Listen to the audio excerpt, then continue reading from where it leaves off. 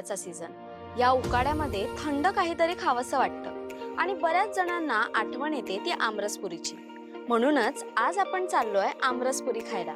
कुठे? तर CSMT station जवळ असलेल्या पंचम पुरीवाला यांच्याकडे.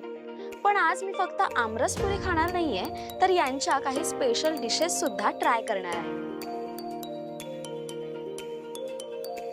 1848 साली सुरू झालेलं हे हॉटेल आजही त्यांच्या चवीसाठी, पुरीसाठी आणि थाळीसाठी फेमस आहे. इथे फक्त आमरसपुरीच नाही तर आलू पुरी, पालक पुरी, पनीर पुरी तसेच रायता इथल्या थाळी अतिशय स्वादिष्ट आहेत. साधं दुकान आहे, पण चवीसाठी येणाऱ्या लोकांची गर्दी कायम असते.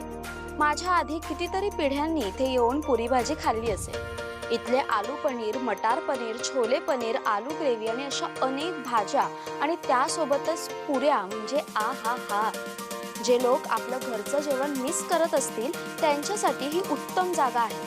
पंचम पुरीवाला ही काही फॅन्सी जागा नाही, इंस्टाग्रामवरती ॲम्बियन्स नाही, AC नाही, पण इथे एक गोष्ट वेगळी आहे आणि ती म्हणजे कन्सिस्टन्सी. वर्षानुवर्ष त्यांच्या चवीमध्ये काही बदल झालेला नाही.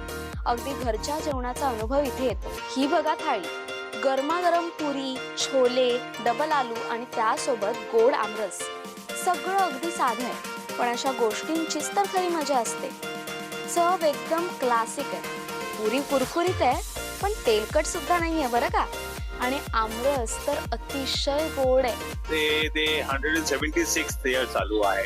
176 आणि तुमची कितवी पिढी आहे? माझी 6वी पिढी चालू आहे. आणि इथली लोक जास्त करून कोणते पदार्थ प्रेफर करतात खाण्यासाठी? ते आता यावेळी तो आमरसपुरी खूप खूप आवडले प्रमलिंगांना आणि फेवरेट सुपर हिट आयटम आहे या सीझन मध्ये.